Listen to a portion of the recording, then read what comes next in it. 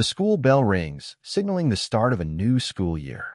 In a classroom, a teacher announces that from this year on, the Furin Girls High School and Furin Boys High School will merge and become a co-ed school. The teacher acknowledges that it might be hard for the students to adjust to having boys in their class, but encourages them to get along. The students, however, seem anxious and awkward. As it's a new term, the teacher suggests they all introduce themselves, starting with the boys. Suddenly, a student, Arisa Yamabuki, slams his hand on the desk and stands up, startling the teacher. He points out the teacher's slip of the tongue, questioning why he said everybody instead of everybody. He demands that the teacher start his speech over, because it wasn't perfect. The teacher, taken aback, apologizes and tries to remember the student's name, recalling it as Yamabuki. Arisu Yamabuki dramatically introduces himself as a scion of the Yamabuki group, who carries Japan's future on his shoulders. He declares that perfection is his commitment, and his favorite food is peach. He looks forward to the teacher's tutelage, despite acknowledging he might be too perfect for him. The teacher, slightly bemused, suggests that since Arisu is already up, he should introduce himself to the class. Arisu, with a confident smile, agrees.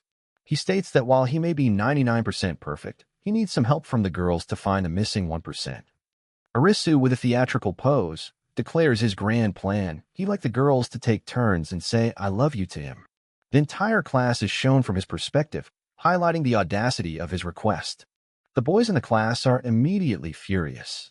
One of them yells at Yamabuki, calling his introduction the worst in human history. Another complains that he blew their one chance to interact with the girls, who are now giving them funny looks. Another student approaches Arisu, seemingly trying to reason with him. He calmly states that adversity builds character, but Arisu just gives him a smug look, as if he is above such common wisdom. A couple of girls, however, seem intrigued. A girl with short, reddish hair, Rika Inohana, approaches Arisu. She asks what the "I love you" stuff was about and questions if the Yamabuki group is as filthy rich as the rumors say. Another girl excitedly asks if the missing 1% he's looking for is a girlfriend, eagerly volunteers for the role. Arisu's demeanor suddenly changes. He gets a dark, intense look on his face as he stands up, startling Rika. He internally panics, thinking this is all too sudden, even though he tries to appear ready for anything. His classmates watch in shock, wondering what is happening. Arisu leans in close to Rika, examining her. He tells her that her voice doesn't have the carrying power he's looking for, leaving her confused. Arisu abruptly pulls away, announcing it's bathroom time for him, much to Rika's confusion. Meanwhile, his classmates gossip about him, wondering what his deal is with girls. Arisu, however, is proud of his perfect intestinal flora, which he claims gives him a call of nature at a specific time every day. His classmates continue to talk about him as he walks away down the hall. They reveal that they've been his classmates since 8th grade, and he's always acted this way with girls. They add that he's looking for a specific girl, but he doesn't even know what she looks like. The narration clarifies Arisu's mysterious quest. What he's searching for is her voice. Suddenly, Arisu is jolted by his phone ringing. He gets a text from his mom, who just got a perm and wants to send him a picture. He clutches his chest, startled by the sudden noise. Arisu sighs in relief, realizing it's just a text from his mom. He makes a mental note that the notification sound is not good for his heart. The sound triggers a flashback. The scene shifts to a 12-year-old Arisu in middle school, fidgeting nervously as the same ringtone goes off. His only joy back then was a radio show hosted by a girl who went by the name Apollo. He holds his phone, which displays the Midnight Heart tune broadcast by Apollo. The flashback continues, showing the young Arisu listening intently in his room. Apollo barely had any listeners, and a lot of the time, it felt like a private conversation just between the two of them, every night at 12 a.m. He recalls how she always ended her broadcast with the same message: "Do tune in and hang out with me again tomorrow. Thank you, and good night." He knew it was just part of her show, not meant for him alone, but those words meant a lot to him. The scene transitions back to the present-day Arisu, looking out a window. Suddenly, a girl with braided red hair, Rika, whispers directly into his ear, "I love you." Arisu freezes in shock. Rika steps back laughing and asks if that's what he wanted her to say. He is completely stunned. Rika playfully reminds him about his urgent need to use the bathroom, pointing out that break time will be over soon. Arisu, still flustered, asks who she is. Arisu is in full panic mode, clutching his stomach as he tries to hold it in, exclaiming that a Yamabuki would never soil himself. His classmates stare in disbelief, wondering what is wrong with him, while Rika walks away, amused, asking if he's sure he doesn't want to stain his pants. Later, in the cafeteria, Arisu's male classmates dejectedly discuss their day. Thanks to Arisu's antics, they complain that the girls were looking at them like walking garbage. When they ask around if any girl talked to them, the answer is a resounding no. As his friends gossip, Arisu is lost in thought. He thinks the voice of the girl in the hallway was pretty similar to Apollo's, but he's not sure. She caught him off guard, and his memories of Apollo's voice have grown hazy over the last 3 years. He desperately wants to hear her voice again. Suddenly, a voice comes over the school's PA system. It's the broadcasting club, making their noon announcement and wishing everyone a great school year. The students are excited. They're having an actual broadcast, a refreshing change since the boys' broadcasting club was dead last year. Arisu's friend comments that the girl's voice is cute, but Arisu, ever the perfectionist, notes that the sound quality sucks and their equipment must be ancient. Hearing the voice over the speaker, Arisu has a sudden, violent realization, spitting out the food in his mouth in shock. He abruptly stands up and dashes out of the cafeteria, leaving his friends stunned and confused. He shouts back that he's not so feeble he'd die from skipping one meal.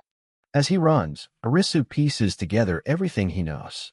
Apollo abruptly ended her show when he finished 7th grade, and her archives were deleted.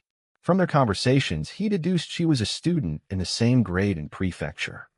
He also recalls she said she liked to go to an all-girls high school with a good view of the sea. Based on her activities, he got a rough idea of where she might be. After investigating every all-girls school in the area, he concluded that the former Furin Girls High School is the closest to the sea. He maniacally laughs, marveling at his own genius for choosing to come to this school. He arrives at the temporary broadcasting room, determined. He wants to talk to her one more time, believing his missing 1% lies with her. He opens the door and is met with the sight of 4 girls sitting around a table with a microphone, clearly surprised by his sudden entrance. Flustered, Arisu stammers an apology for interrupting their broadcast, as Rika and Ohana looks on with an unamused expression. One of the girls yells at him for just walking in while they're broadcasting. Rika tells the others to turn off the mic for now, as Arisu stumbles into the room. The girls immediately recognize him. One points out he's the guy who almost soiled himself in the hallway. Another remarks that this is exactly why she was against the co-ed merger. Rika, however, seems more concerned, asking if he's okay since he hit his head. Arisu apologizes, admitting he let his emotions get the better of him. Internally, he's convinced the girl he met in the hallway, Rika, really does sound like Apollo. But as he looks at all of them, he becomes confused. All of them sound similar to her. Rika has the same type of voice. The black-haired girl's intonation sounds familiar. The white-haired one speaks softly, just as Apollo did in a hushed voice. And the girl with pigtails has the same angry voice. He's frustrated, realizing how uncertain he is after not hearing her voice for 3 years. 2 of the girls, Rika and the girl with black hair, ask him what he's doing there. Noticing the no entry sign, they ask if he wants to GoPro too. Arisu is confused by the question. The girl with pigtails asks why he's even here if he knows nothing about the club. The white-haired girl in a hood explains that the Furin Girls Broadcasting Club is reserved for people like them, aspiring voice professionals. This triggers a memory for Arisu.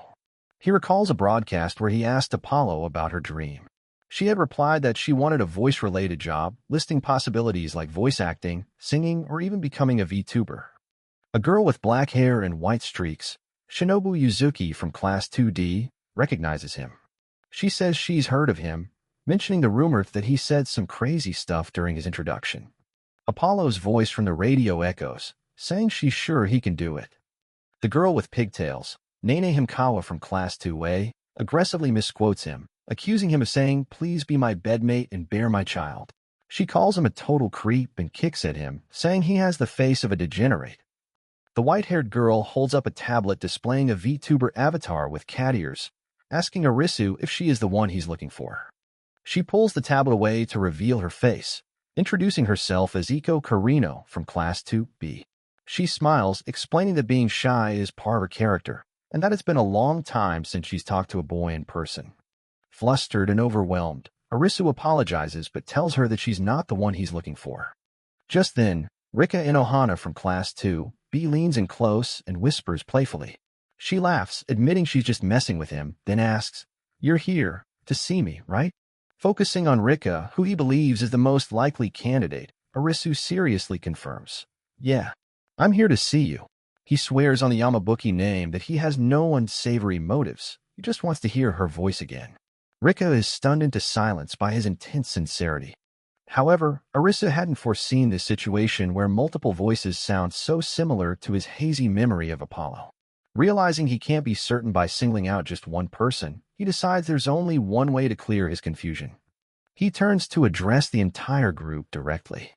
Arisa points directly at the group of girls and makes his demand. If any of them is Apollo, they should raise their hand.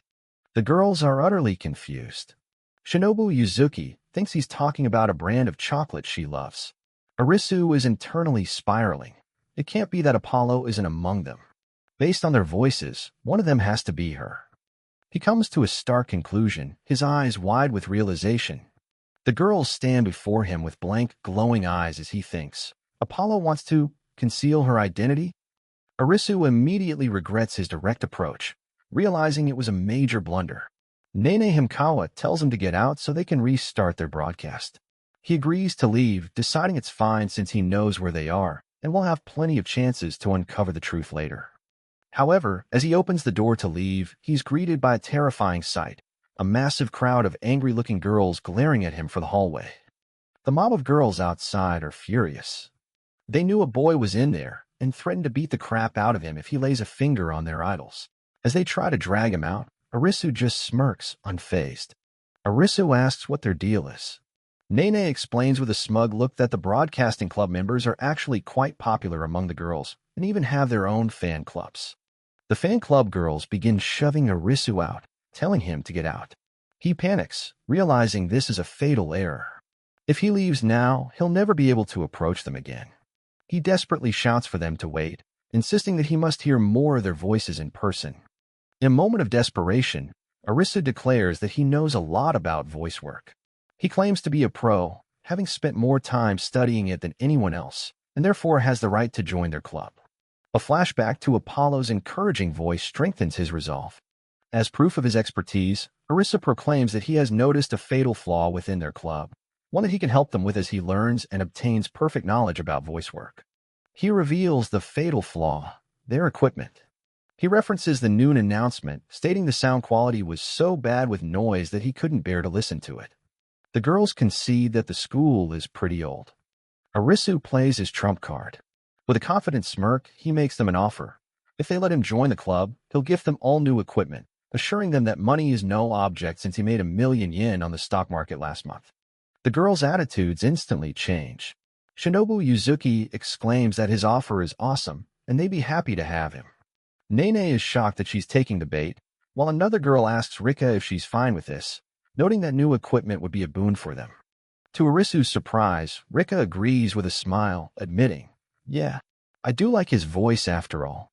Arisu triumphantly thanks them and declares that as the president, he'll do everything in his power to help. Nene immediately objects, shouting that Rika is their president.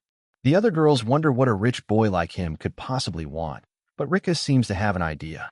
Rika whispers a plan to Nene, who is vehemently against it, but Rika insists it costs nothing to say. The other girls seem to think it would be a good reward. Arisu watches them, suspiciously wondering what they're plotting. The girls suddenly turn to him and yell in unison, "We love you." Arisu is so shocked his soul practically leaves his body. He thinks about how sick he felt saying it, but now his heart is racing. The girls comment on his shocked reaction as he runs away. Arisu slams the door shut, leaning against it, completely flustered and overwhelmed by the sudden turn of events. That night, Arisu is at home, listening to the radio. He had almost given up his search. Apollo's voice comes through his earbud, personally greeting him. "Looks like it's just you and me again today, Arisu. Thank you for tuning in." She then says there's one thing she'd like to tell him. "I love you." Arisu sits in stunned silence, processing what he just heard. After a long pause, he manages to whisper, "Thank you, Apollo." A gentle smile spreads across his face as he blushes. He whispers back to the radio, "I love you too. Good night." A moment later, the full weight of what just happened crashes down on him. He blushes furiously, sweating and trembling, and desperately wishes he could retract the words he just said. He collapses on the floor, screaming in agony and embarrassment. He can't believe he confessed his love to a girl whose face he doesn't even know. He laments that a perfect Yamabuki isn't supposed to commit such a blunder, feeling he can no longer be perfect after showing such weakness. As the girls in the broadcasting club get ready to restart their show, Nene remarks that Arisu took off like a rocket. Meanwhile, Arisu is consumed by a new urgent mission. He must identify Apollo post-haste. He worries that if she has a local copy of her archive, his confession could be used against him in the future. After Arisu has left, Nene questions if letting a boy join their club is a good idea, stating that his eyes just have lecture written all over them. Rika, however, smiles serenely and disagrees, saying, "He seemed like an upstanding guy to me." Iko Karino chimes in, saying it never hurts to have a rich friend or two, and that she'd love to get a new computer out of the deal. Shinobu Yuzuki interrupts, urging the girls to focus as the broadcast is about to start. The scene shifts to Apollo's perspective as she sits before a microphone.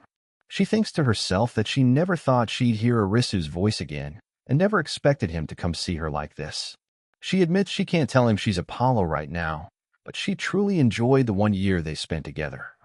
The scene flashes back to Arisu's past, showing him lying on his bed in the dead of night, alone. A narration box explains, "Your voice was my sole solace." Apollo recalls lamenting how few listeners she had, showing only a single listener on her screen. But for Arisu, just hearing her voice was good enough. He was happy just being able to talk to her. The scene jumps back to the cafeteria. Arisu, a natural speed eater, quickly finishes his meal. His friend arrives, but just as he's about to say something, Arisu's phone buzzes. Annoyed, Arisu assumes it's his mom again, telling her he knows she got a perm.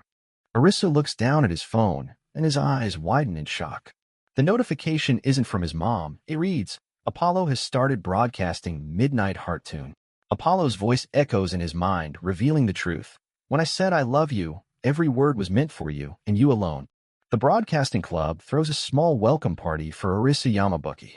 Shinobu Yuzuki cheerfully welcomes him, while Icon Sumareji, clad in a dark hood, proudly boasts about doing all the decorations and demands praise.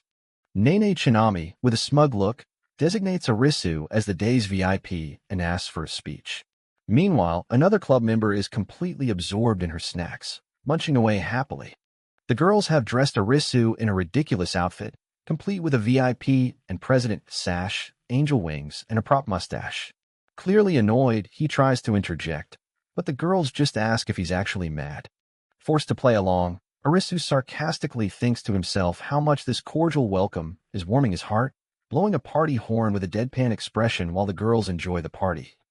The scene flashes back to the reason he's here, the memory of his late-night call with the radio host Apollo, which ended with her saying, "I love you too. Good night." Arisu steals his resolve. He joined the broadcasting club, where he knows Apollo is a member, to find her and ensure his embarrassing, heartfelt confession never comes to light. He sees it as a black mark on his history that he must erase. Back in the club room, reality sets in.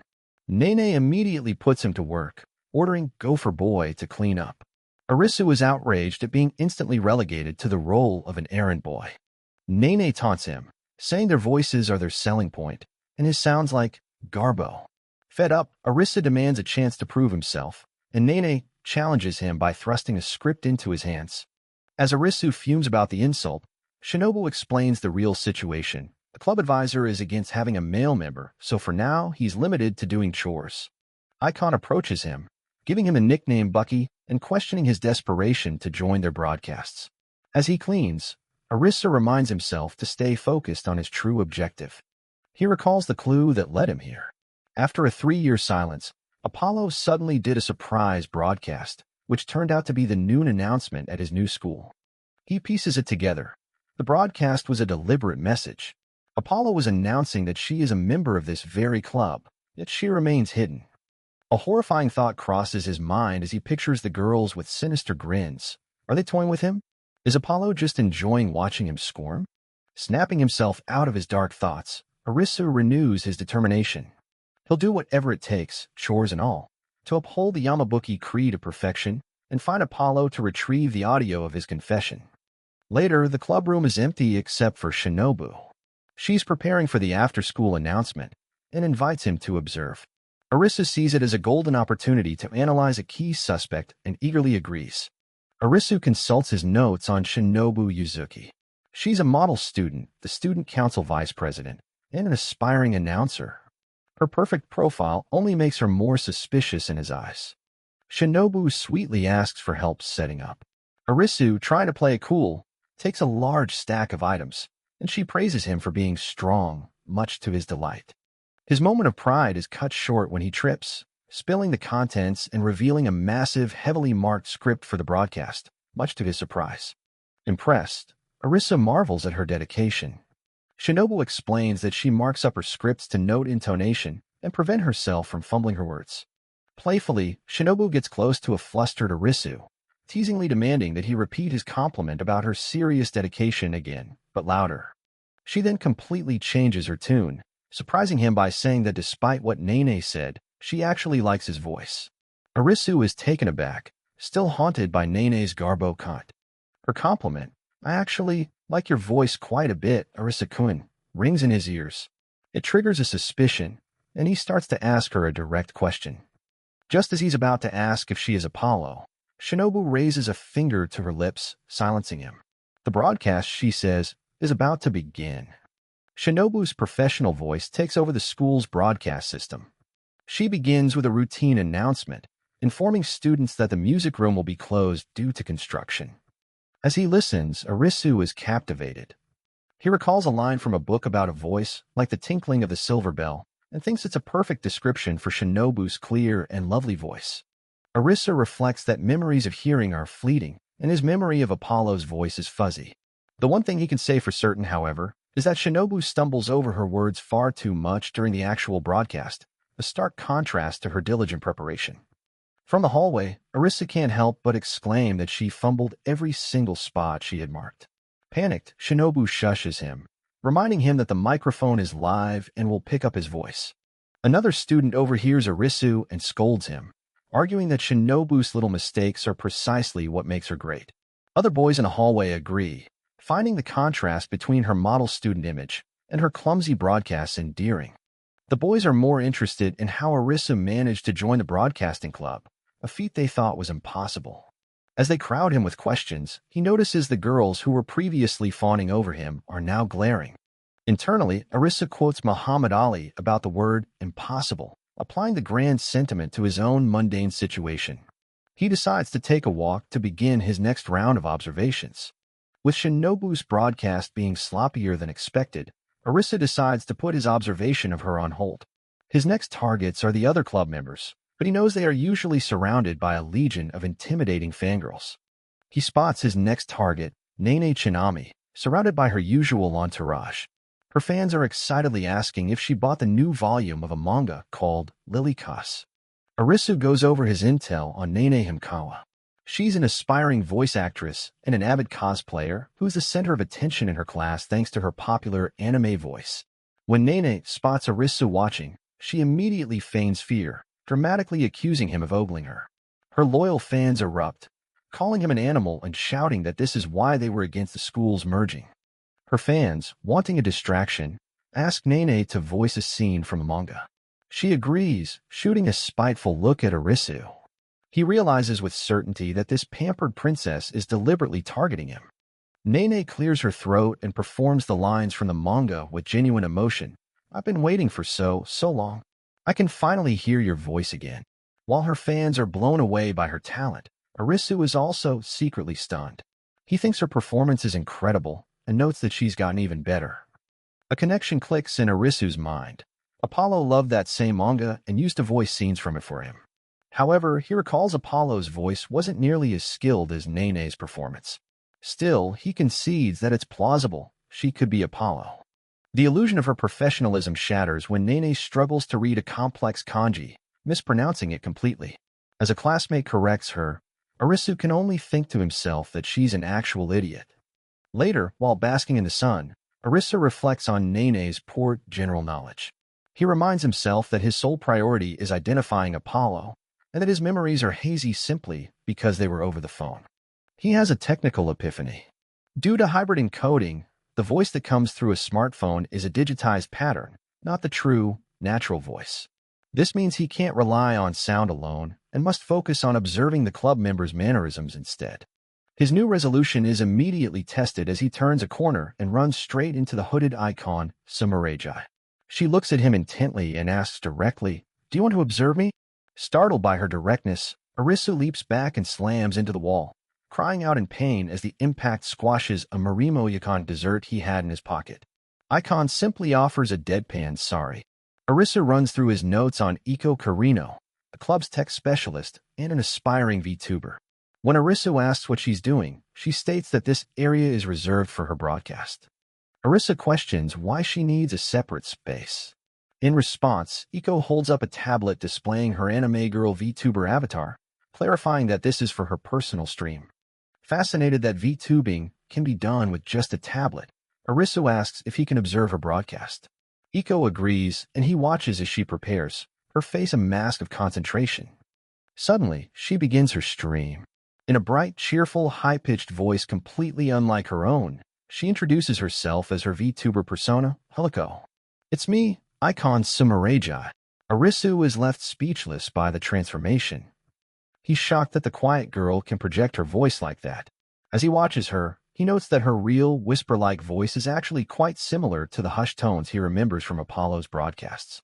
The stream consists of her VTuber avatar remaining completely static on screen while she greets her viewers, a constant stream of Heliko populating the chat as fans and super chats roll in. Iko herself is all smiles, happily thanking her viewers for their comments and donations. Arisu, however, is perplexed. Her avatar's expression hasn't changed once, and he wonders to himself how anyone could possibly find this repetitive, low-effort content enjoyable. Arisu can't hold back and asks Iko if she's really happy with her low-effort stream. She simply explains that her break is only 10 minutes long, and with that, her broadcast is over. She turns to him and states plainly, "Well, all my viewers are happy, so that's good enough for me." Disappointed by her lack of ambition, Arisu turns to leave.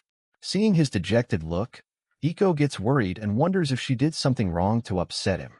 The sound of Arisu's footsteps echoes in the hallway, each step filled with a growing sense of frustration and purpose.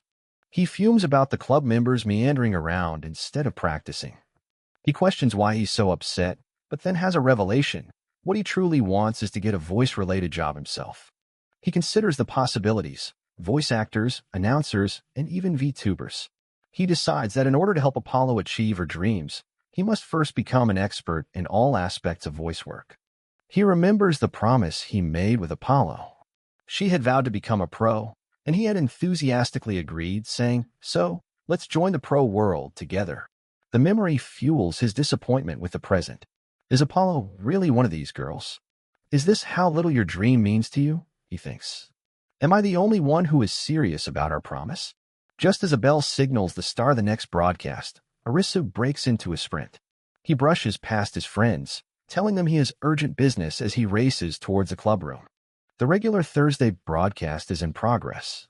Shinobu reads listener mail, quickly shutting down a question about boyfriends. The next question asks who is the tallest, and the girl with the braid, Rika, answers that it's probably Nene. Iko bluntly tells Rika that she's slacking off, but Rika confesses she just can't find the motivation for this kind of broadcast. She then wonders aloud how Arisu feels about them.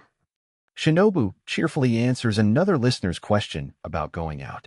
In the background, Nene is comically tied up, having apparently tried to ask a question without using a pen name. Suddenly, Arisu throws the door open. "I'm Arisu Yamabuki," he declares, interrupting the live broadcast to ask the shocked club members, "Are you girls really happy with how things are right now?" Listeners across the school are confused.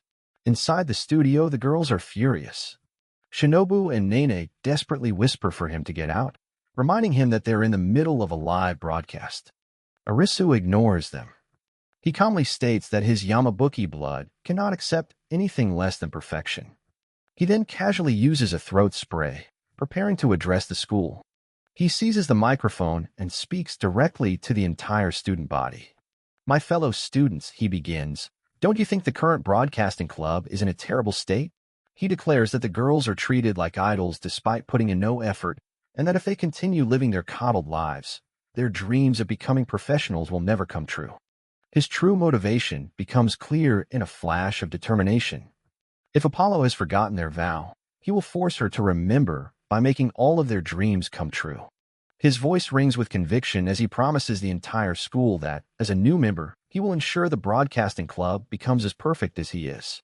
He vows to guide every member down the right path and transform them into true professionals, be it a top voice actress, a flagship announcer, or the most watched VTuber ever. The girls can only stare, utterly speechless. This has been a message from Arisu Yamabuki, he concludes his broadcast. Turning to the terrified girls, he says, I've come to fulfill our promise. Now it's up to you to give me an answer. The response is immediate and violent. An enraged Nene delivers a flying kick that sends Arisu sailing out of the clubroom, screaming that he's fired. As he crashes, the other girls panic. Just as predicted, an angry teacher storms in, demanding to know what that broadcast was. The girls immediately start apologizing, trying to place all the blame on Arisu as the teacher chews them out.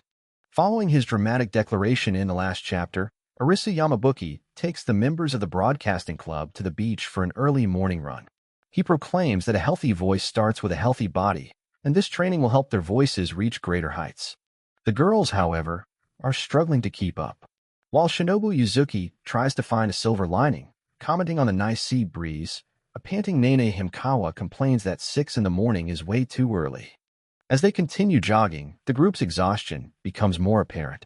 One girl dreams of ice cream, while another questions how Arisu is so much faster than them, even while running backward. Arisu, meanwhile, spots a seagull making off with an earbud he lost the previous day. The warm-up finally ends, leaving the girls completely drained. Nene complains about her heart pounding, while another girl collapses onto the pavement, trying to catch her breath. Nene confronts Arisu, annoyed that he's not even tired. He coolly dismisses her, suggesting her fast heart rate is due to excitement, not exertion. She then remembers his promise from yesterday to turn them into professionals and questions if he's actually serious. Nene demands that Arisu take off his sunglasses. He teases her before removing them with a dramatic flair, claiming he is a man of his word. Shinobu tries to mediate, agreeing with Arisu that they've been slacking off and that the training is necessary, even if Nene is being difficult. She acknowledges that their goal of going pro is a serious one. Rika and Ohana then steps forward, asking Arisu why he's so invested in them. Arisu notices something different about her today, as she pointedly asks if they can truly trust him. He confidently declares that there is no man more reliable than him. In a comical chibi-style panel, Nene challenges Arisu to back up his claims, calling him a gopher boy. Unfazed, Arisu agrees but suggests they have breakfast first.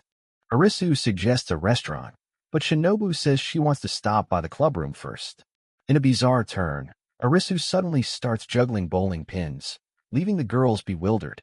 An enraged Nene chases after Arisu, shouting at him for running away. He pulls a funny face, clearly enjoying her reaction. Nene points out that they're all sweaty and need to change, telling him to have some common sense. Shinobu apologizes for the commotion. Here, the girls are formally introduced as aspiring voice actress Nene Himekawa and aspiring announcer Shinobu Yuzuki. Arisu finally seems to get the picture, promising to pick a restaurant without a dress code. Nene yells in frustration, telling him he doesn't understand a thing. The group ends up at a family restaurant. Nene complains that only Rika's food has arrived, while the aspiring VTuber, Karino, desperately searches the menu for ice cream. Shinobu simply wonders what she should order. Later, back at the clubroom, Arisu interrupts the girls' chatter. He reminds Himekawa of how she called him a pompous jackass and tells them he has something for them to look at. With a flourish, Arisu drops a massive stack of documents on the table, leaving Shinobu speechless. He explains that these are perfectly tailored documents detailing each girl's issues, complete with training programs and helpful materials. Shinobu is amazed at the depth of his research. Nene is horrified to see she has double the amount of paper as everyone else. Arisu bluntly tells her it's because she needs to master her kanji first. Meanwhile, another girl sees her goal is to audition for an agency. Shinobu finds her task is an Announcer 101 course, while Nene learns her goal is to pass the Level 2 Can-Can test, much to her dismay. The group then turns their attention to Rika. Rika's task is revealed. She must sell 50 copies of her music CD at a street performance. She stares at the paper with a look of grim determination. Noticing her silence, Arisu asks what the matter is, confidently stating that it's a good way for her to build up confidence and experience. Rika challenges him, asking if he's ever played an instrument. Arisu dodges the question, joking that he whistles after taking a bath, which only serves to annoy Nene further. Rika presses on, asking if he truly understands the courage it takes to perform for a crowd, or what it feels like to be so nervous your hands won't stop shaking.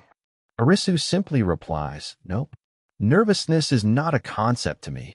That proves to be the last straw. Rika snaps, grabbing Arisu's face and squeezing his cheeks hard. She calls him a big fat liar and accuses him of being all talk and no action, someone who could never understand the pressure she's under. After making her point, Rika abruptly lets go and announces she's going home. She walks out, leaving Arisu completely stunned and processing what just happened. Back in the club room, Arisu is in shock, wondering if he just screwed up. The other girls comment on the situation. Shinobu notes that he definitely made Rika mad, while Nene mischievously eats Rika's parfait, stating that Arisu has been screwing up his whole life. Arisu reflects on his interactions with Rika. He remembers her being all smiles when they first met, but he's noticed she has been avoiding him lately. He wonders if she came to see him, only for her to whisper that she was just messing with him. His thoughts continue, realizing that Rika was silent during the morning run and has been increasingly distant. It dawns on him that despite all his posturing, he has never actually heard her sing. Rika justifies her anger to the other girls, saying that Arisu, an idiot who can't even read music, had the nerve to act like he knew better. Shinobu tries to calm her down, as Iko points out that Arisu has disappeared. Rika's words hit Arisu like a physical blow, bringing him to his knees. He's in disbelief that he, a Yamabuki, was called all talk, a criticism he's only ever heard from his own family. Iko can't help but laugh at his dramatic reaction. Provoked by Rika's accusation, Arisu becomes determined. He declares that he will see for himself how good she really is, making a hasty excuse about needing the bathroom before dashing out of the room. Arisu learns that every Wednesday after classes, Rika performs in the school's courtyard. It's a tradition she's kept since the time it was an all-girls school, meaning even after it went co-ed, most boys in his class have never gotten to hear her sing. He heads towards the courtyard, assuming that a performance by a single student likely wouldn't draw much of a crowd. He recalls the courtyard being noisy on Wednesdays, but he never imagined it was because of her singing. To his astonishment, Arisa finds a huge crowd gathered for Rika's performance. She greets her fans, thanks them for their weekly support, and prepares to play her guitar. Stunned by the turnout, Arisa realizes he has severely underestimated her popularity as the crowd squeals with excitement. As the only boy in the audience, Arisu quickly draws the protective ire of Rika's loyal female fans. They jokingly threaten him, telling him to keep his pervy eyes off her. He pleads his case, stating he's a broadcasting club member who just wants to listen. On stage, Rika admits to her audience that she still gets nervous, no matter how often she performs. This vulnerability strikes a chord with Arisu, directly contradicting his earlier arrogant boast about never feeling nervous. As Rika begins her song, she says, "Sorry if I sound off-key, okay?" This specific phrase triggers a memory for Arisu, connecting her to the voice of Apollo, the mysterious host of the Midnight Heart Tune radio show he idolizes. As Rika loses herself in her music, the image of her performance melds with Arisu's memories of listening to Apollo's broadcast. In his mind, the two identities begin to merge. The feeling her live music evokes is identical to the one he gets from Apollo's show. In this moment of epiphany, Arisu stares with wide-eyed shock, the connection finally clicking in his mind. After her song finishes, Rika's gaze meets Arisu's. A silent, profound understanding passes between them. Arisu is completely captivated. Blushing, he clutches his mouth as the full weight of the revelation hits him. He finally understands the power of Rika's music. He now understands why she called him all talk. In her song, he saw a glimpse of Apollo, the very ideal he's been chasing. Humbled, Arisa decides he needs to swallow his pride. A montage shows that Arisu has attended Rika's weekly show ever since that day. Nene speculates he's there to apologize for his arrogance, as Arisu is seen bowing deeply and saying he's sorry for everything. Rika, however, is not impressed by his sudden devotion. She finds it unsettling and internally wishes he wouldn't come listen to her songs, even as he stands watching her intently, rain or shine. At another performance, Rika announces her final song. Her fans buzz with excitement, requesting a popular song from a viral video. With a determined look, Rika considers the request. Rika agrees with a confident smile, asserting that she can play the song. Her open guitar case reveals notebooks filled with new songs and lyrics for her live shows. After the performance, Rika approaches Arisu. She teasingly calls him Mr. All Talk and asks if he's become smitten with her, given how consistently he's been showing up. Arisu enthusiastically praises her, declaring that her songs were fantastic and moving. He formally apologizes for underestimating her capabilities and assures her that her required street performance will undoubtedly be a hit. Rika, however, is not so easily swayed by his sudden change of heart. She questions if his newfound support is just an attempt to flatter her and get back on her good side, making it clear that his compliments alone won't be enough to earn her trust. Arisu's weekly appearances don't go unnoticed, as Rika's fans whisper that he's surely smitten with her. Later, as Rika leaves with her guitar, she walks past awaiting Arisu. The other broadcasting club members see her off, asking if she's heading to a performance. Rika confirms, thanking them, and mentions that Arisu will be coming to her show as well. Walking alone, Rika reflects with some guilt.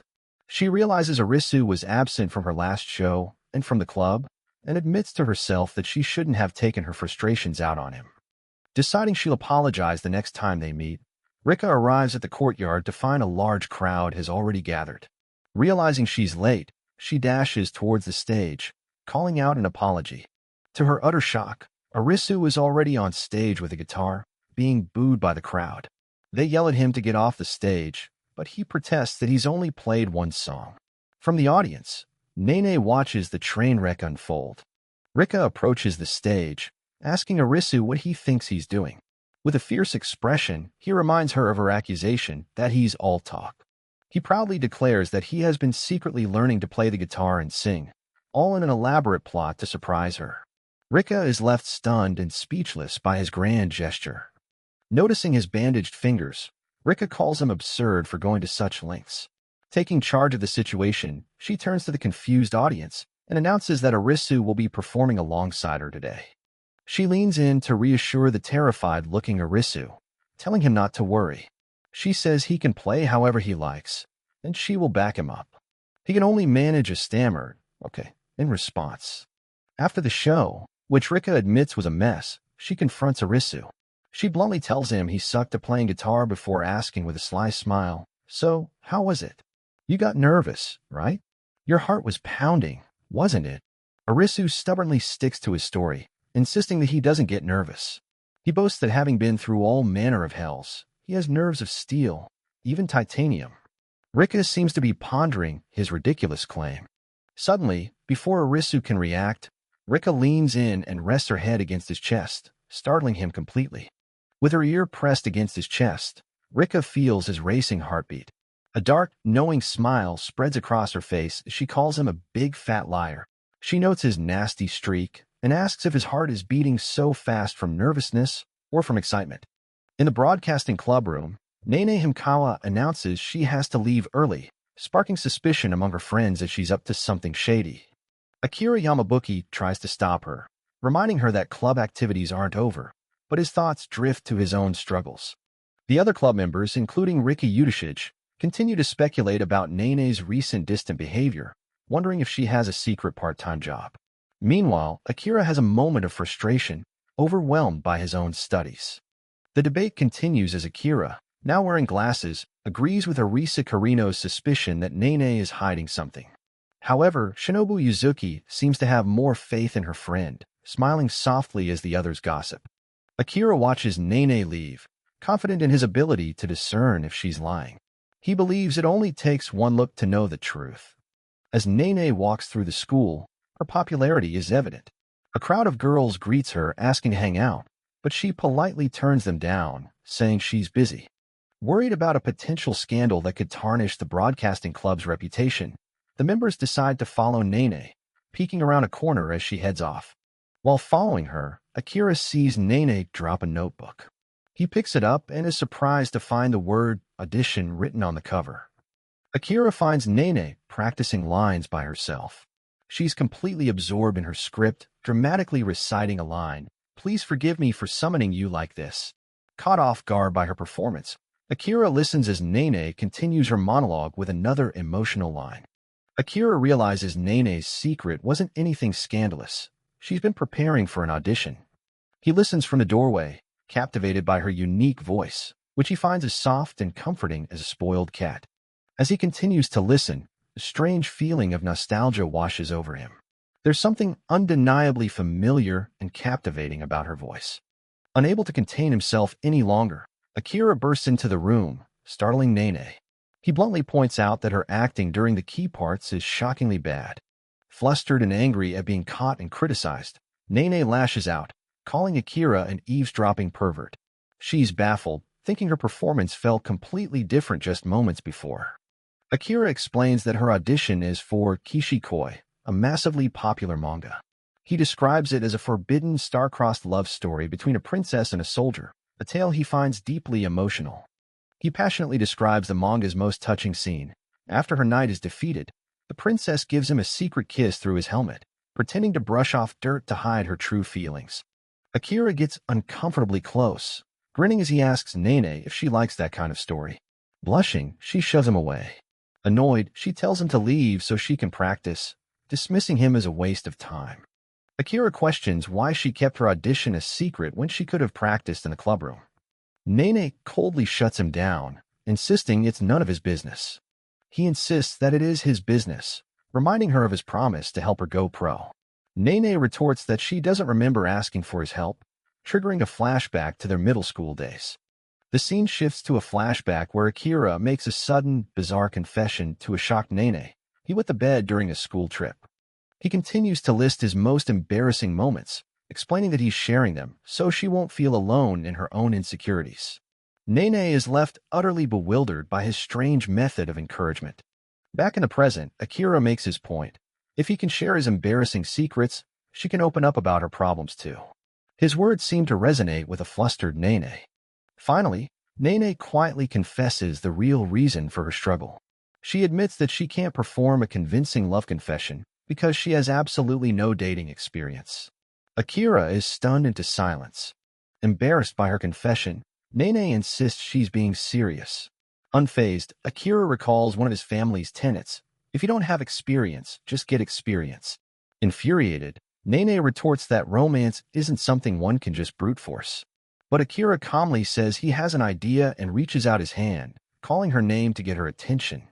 Then, in a shocking turn of events, Akira kneels before the stunned Nene, takes her hand, and asks her to go out with him, proposing a direct, if unorthodox, solution to her problem. Nene reacts with pure, unadulterated shock to Akira's sudden proposal, letting out a scream of disbelief. Akira clarifies his bizarre plan. For the 3 weeks until the audition, they will role-play as lovers. He is the knight and she is the princess, so she can get experience. Nene is too flustered to speak as he explains his proposal was just a line from the manga's script. Finding her voice, Nene furiously rejects the idea of being his girlfriend for 3 weeks. Akira smirks and challenges her, questioning if her passionate talk about achieving her dream was just a lie, which clearly hits a nerve. Before she can protest further, Akira decisively grabs her hand and pulls her into the crowded hallway. Their sudden appearance together, with Nene blushing furiously, immediately draws the shocked attention of their classmates and friends. As Akira confidently leads a mortified Nene down the hall hand in hand, they become the center of school gossip. Students whisper in disbelief, recognizing Akira and wondering how Nene got a boyfriend when she always claimed she didn't need one. Akira fully commits to his role as the knight, smoothly calling Nene my princess and making romantic observations about the weather. Nene, completely overwhelmed by the public performance, can only stammer in reply. As Akira continues the act, Nene has an internal crisis. She has no idea how things escalated so quickly and feels that adult romance is too much for her. Still, she can't deny that his point about her lack of experience was right. Taking the roleplay to the next level, Akira points out that Nene's heel seems to have broken, another plot point from the manga, and moves to carry her on his back, much to her surprise. Nene realizes with dawning horror that Akira is meticulously reenacting the manga's plot. The thought that he plans to act out the entire story, including its dramatic finale, fills her with a sense of dread. Her mind races to the manga's ultimate conclusion. She covers her mouth, horrified, as she wonders if Akira is truly crazy enough to take the roleplay all the way to the story's final climactic kiss. The practice sessions for Arisu Yamabuki and Himekawa Nene continue. On day 3 of being a couple for their act, Himekawa begrudgingly tries to feed Arisu. By day 10, as they walk home, Arisu tries a classic romantic line, "The moon is pretty, isn't it?" but Himekawa bluntly retorts that it's cloudy. On day 15, their practice takes a chaotic turn as they reenact a scene in a boat. Arisu rows frantically while a figure in a bunny mask, playing another character, yells at him to slow down. Day 19 arrives with the princess carry scene. As Arisu holds Himekawa, he coolly states that this is how it is in the source material, even pointing out an issue with her skirt, much to her flustered shock. Their antics are being watched by their fellow club members. Icon Sumareji, an aspiring VTuber, and Inohana Rika, an aspiring singer, note that they don't seem like a couple at all. Shinobu Yuzuki, an aspiring announcer, chimes in, observing that they seem to be arguing more than before. Arisu gets close to Himekawa, retorting that their bickering just means they've gotten closer. Himekawa, completely on the defensive and flustered, can't find the words to respond. It's now day 20, the day before the audition. Arisu calmly states that after 3 weeks, she should know her role completely. He then questions her bad attitude as she turns away from him. Himekawa internally panics. She recounts all the heroine's events they've practiced over the last 3 weeks, the boat ride, feeding each other, the princess carry. She realizes with dread that all that's left is the final scene's kiss. Her mind races as she spirals into a panic. She worries that at this rate, they're going all the way to the kiss. Was this Arisu's goal from the start? She frets over her dry lips and considers brushing her teeth. Turning away with a blush, Himekawa thinks to herself in frustration that all guys want is for girls to do what they want. However, watching Arisu, who is intently studying the script, she sees his serious expression. He tells her that after 3 weeks of practice, of course he would know what to do. Himekawa reflects on Arisu's dedication. He's read the manga even more than she has and has perfectly played the hero's role for her sake. She admits to herself that although he's infuriating, he gets results, and her acting has genuinely improved. The moment of truth arrives. Arisu announces it's time for the final practice, the kiss. Resigned, Himekawa mentally prepares herself, thinking that since it's just practice, she has to go through with it. As Arisu watches, Himekawa reluctantly applies something to her lips, murmuring to herself that there's no helping it. Just as the tension peaks, Arisu suddenly calls it off. He says all that's left is to take a break and prepare for the real thing tomorrow. Himekawa is left speechless, questioning why they wouldn't practice the kiss scene after all that. Arisu tells a blushing Himekawa that she should save something as important as a kiss for someone she truly loves. Stunned and embarrassed, she calls him an idiot and storms out, shouting that he'll regret this for the rest of his life. As she leaves, Arisu calls out to her one last time, not with a taunt, but with genuine encouragement. Himekawa, have some confidence. If anyone can pass, it's you. Himekawa pauses at the door, quietly admitting to herself that the past 3 weeks were a little bit of fun. Unaware of her admission, Arisu cheerfully waves goodbye, wishing her to break a leg. A week later, the scene shifts to a close-up of a dejected Himekawa. She looks straight ahead and announces, "I failed." Arisu is floored, wondering how she could have failed when his training curriculum was perfect. The reason is then explained by another student. It wasn't her performance, but the fact the author had pushed for a voice actor they personally liked. Arisu collapses, completely dejected and blaming himself for the outcome. Himekawa watches him from above, surprised that he's beating himself up instead of chewing her out. She wonders how she can possibly cheer him up. An idea sparks in Himekawa's mind as she recalls an emotional scene from the manga they were practicing. In the story, the princess wanted to embrace the hero but couldn't risk others finding out, so she pretended to brush dirt off him as an excuse to get close. Putting her plan into action, Himekawa crouches down under the desk where the despondent Arisu is lying and hidden from view. She gives him a gentle kiss. She quickly stands up and tries to play it off coolly, telling him she just saw some dust on him before turning to leave. Arisu, still lying on the floor, is confused, wondering if she did something just now. But Arisu quickly puts the pieces together. He sits up and confronts her just as she's about to leave. Wait, Himekawa, you kissed me, didn't you? He explains he could tell by her posture and the way she was breathing before asking her directly, are you in love with me? Caught and cornered by his direct question, Himekawa glares back at him, her face a mask of fury as she prepares to respond. Reacting to his question, Himekawa explodes. Shouting that she went out of her way to cheer him up, she tells him not to get ahead of himself and unleashes a powerful judo throw, revealing a skill he never knew she had.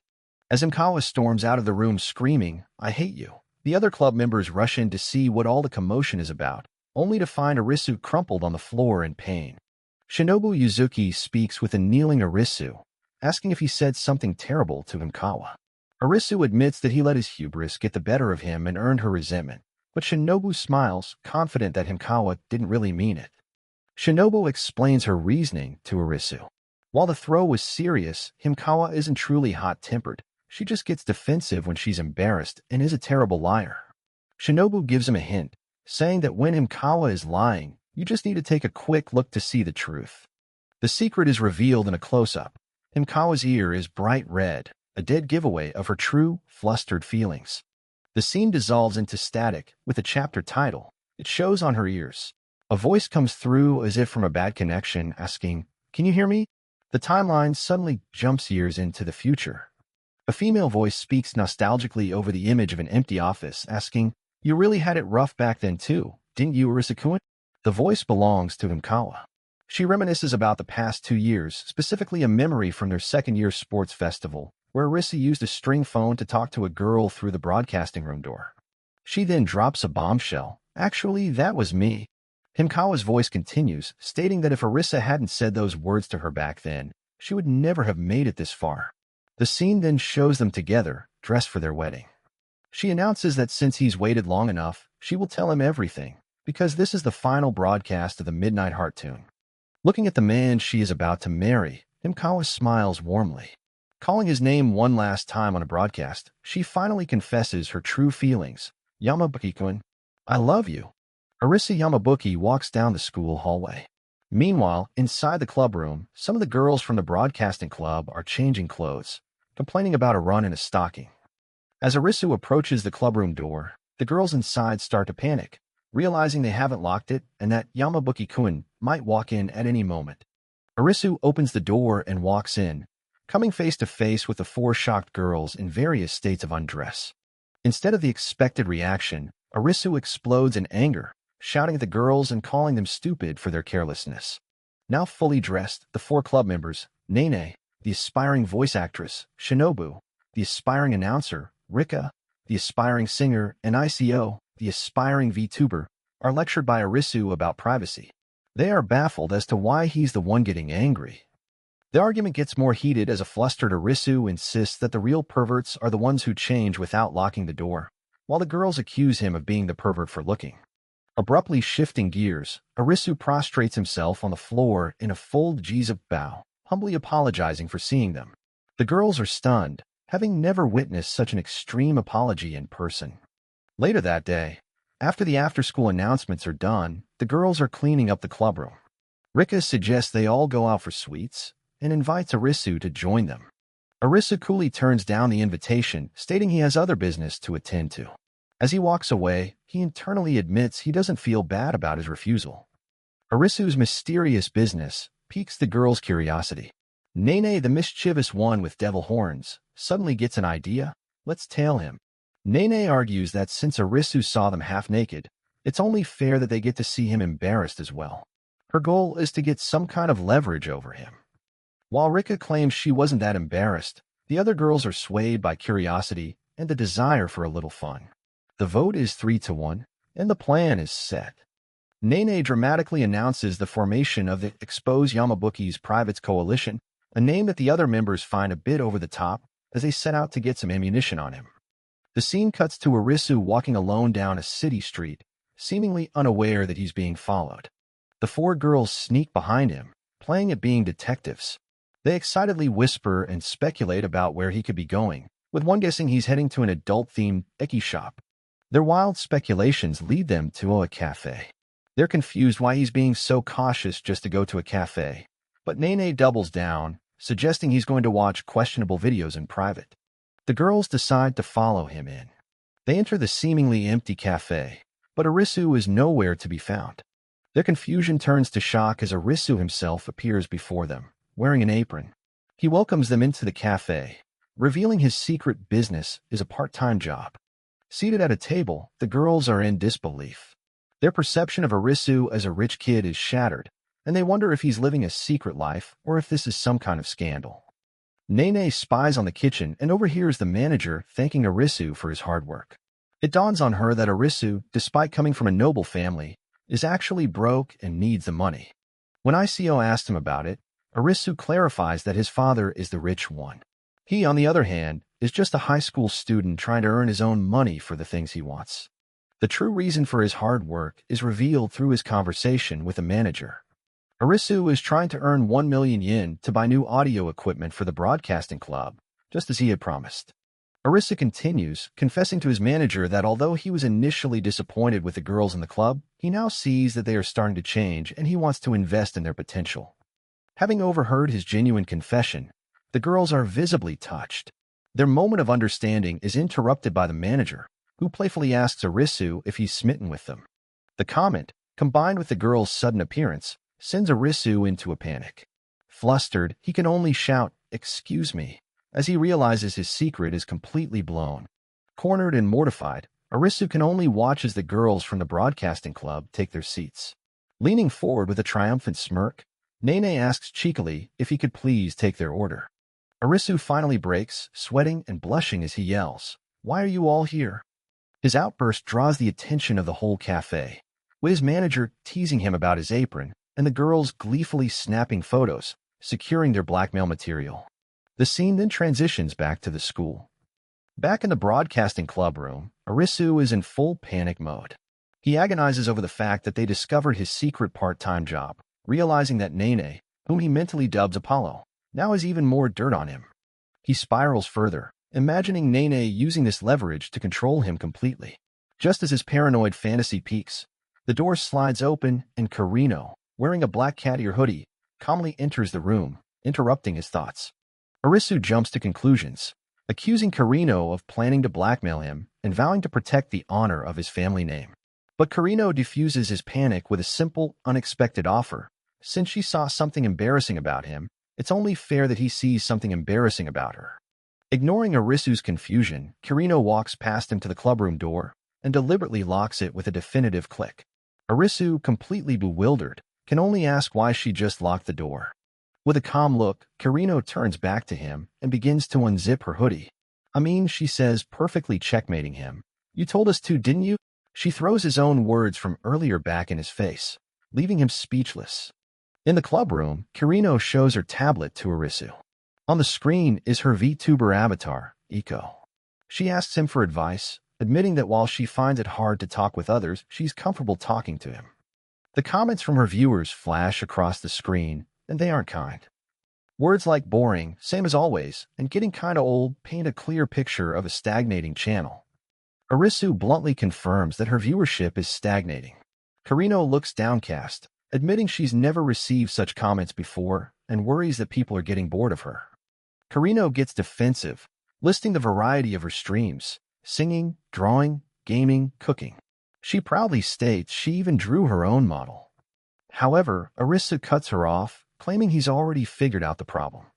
He confidently tells her that he's watched all of her streams and is certain he knows what's wrong. Karino is taken aback by his declaration. A flustered Karino calls him sketchy for digging through all her archives. Arisu casually replies that they were public anyway. He then tells her to check something out on his phone. He shows her a clip from one of her singing live streams. Her avatar, Iko, is on screen with her default, completely neutral expression. He then shows a montage of her past streams.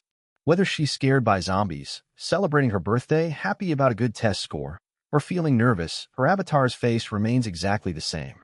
Back in the present, Arisu shouts, finally revealing the core issue. Her avatar's face is completely static, showing no emotion at all. Karino looks on annoyed. Her avatar complains about how viewers are supposed to know how she's feeling. The scene then contrasts her static model with a highly expressive 2D model of another VTuber, showing how modern avatars can move and emote freely. Karino sighs, admitting she knows all that but isn't good with the technical side of things, and outsourcing costs money. Arisu then reminds her of his role as the club's chore boy. With a confident smirk, Arisu tells her to leave everything to him, revealing he's skilled with software. Karino is left speechless, staring at him in awe. After a few days of hard work, Arisu dramatically bursts back into the clubroom. He apologizes for the wait and announces that it's time to reveal Icon Sumareji version 2. However, as he presents the new version, the avatar looks exactly the same as before, with its signature blank expression. Arisu explains that while the appearance is the same, the features have been massively updated. The avatar can now track her facial expressions and show a wide range of emotions. He tells her to try laughing. Karino gives it a try, letting out a small laugh.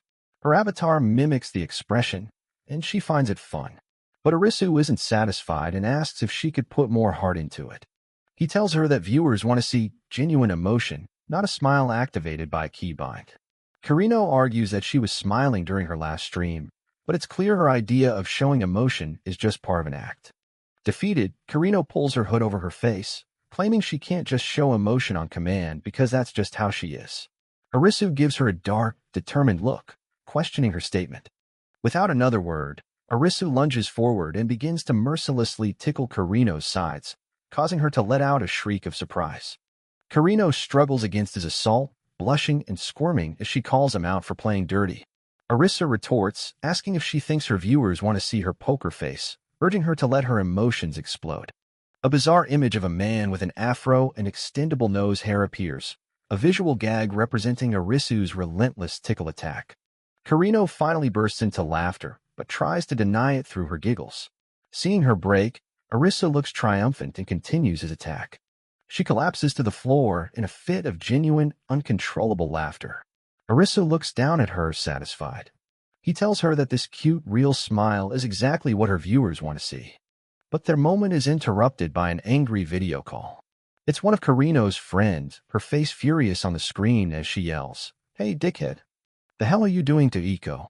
Arisu looks up in shock. Before he can react, the clubroom door swings open. It's his caller and another friend.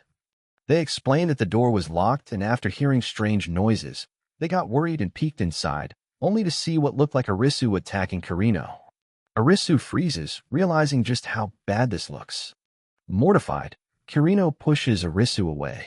One of her friends rushes to her side, asking if she's okay, and pointing out that her clothes are a mess. Still flustered, Karino mutters that it was nothing.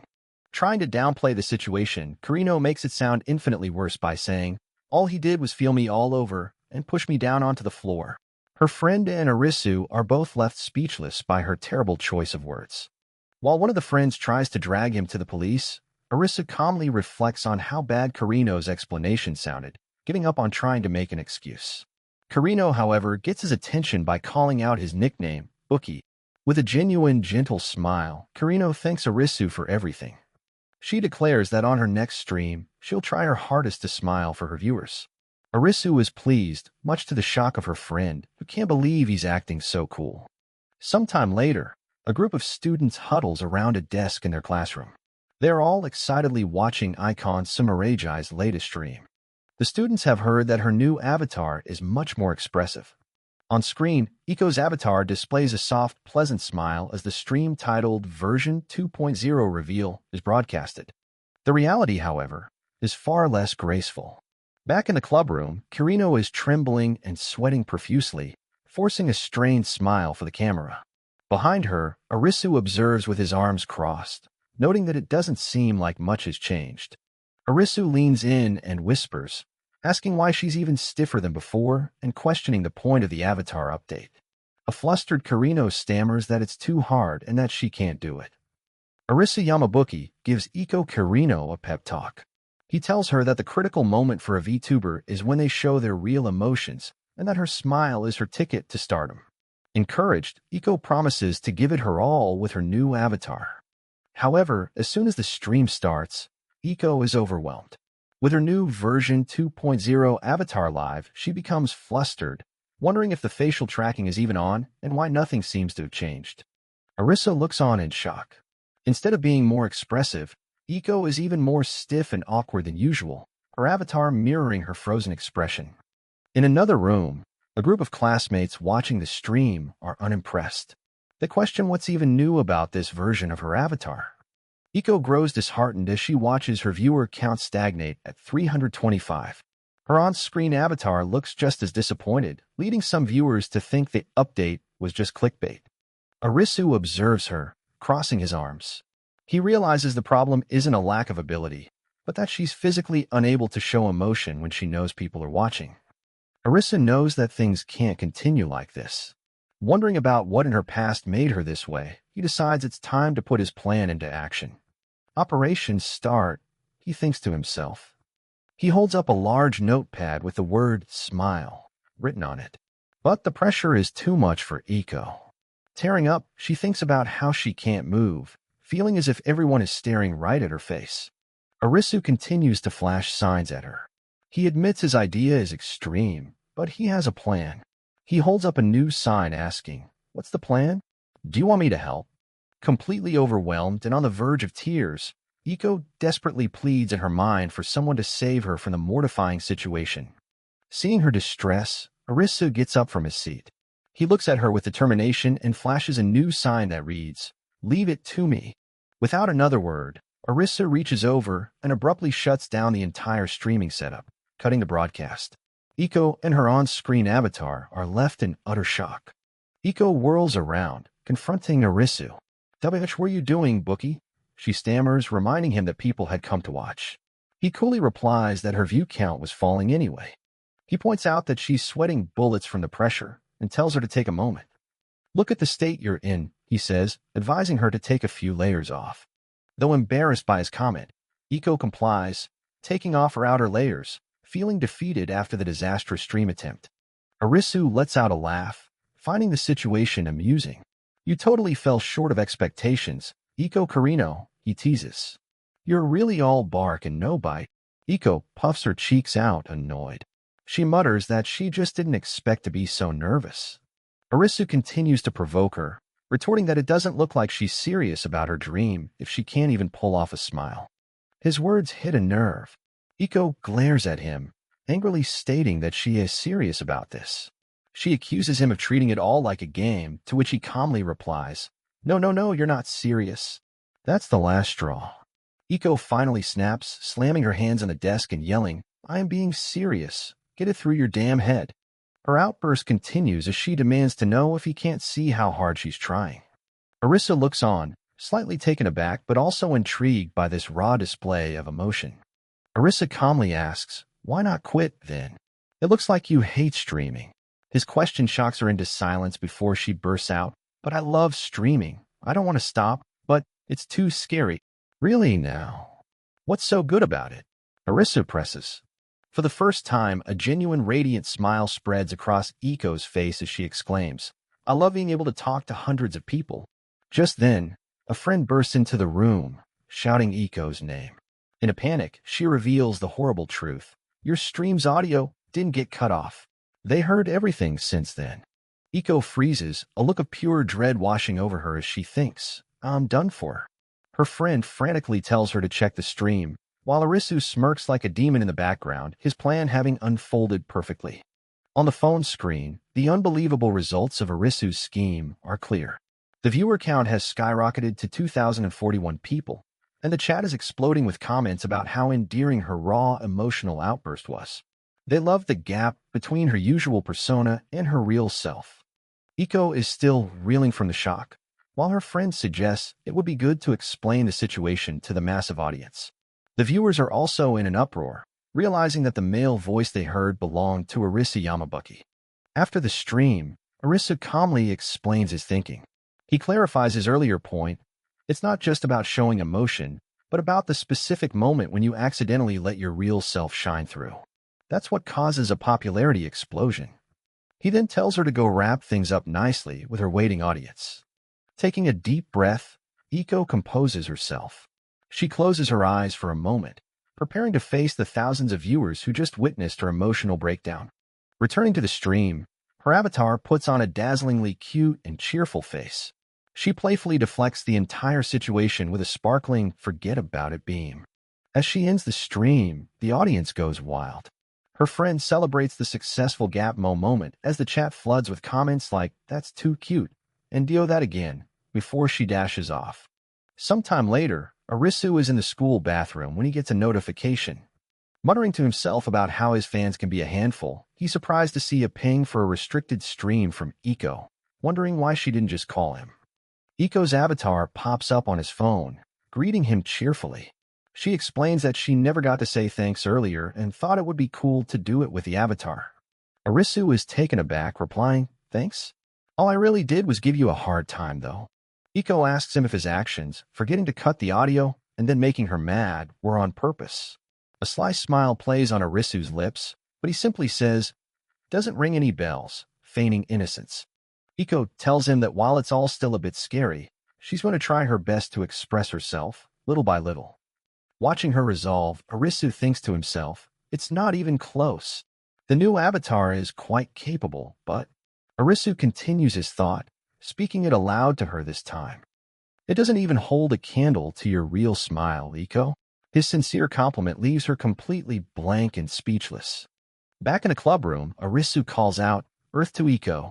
He asks why she suddenly reverted to her poker face. Panicked, Iko realizes that if she hides her blushing face, the avatar's facial tracking will break and give her away.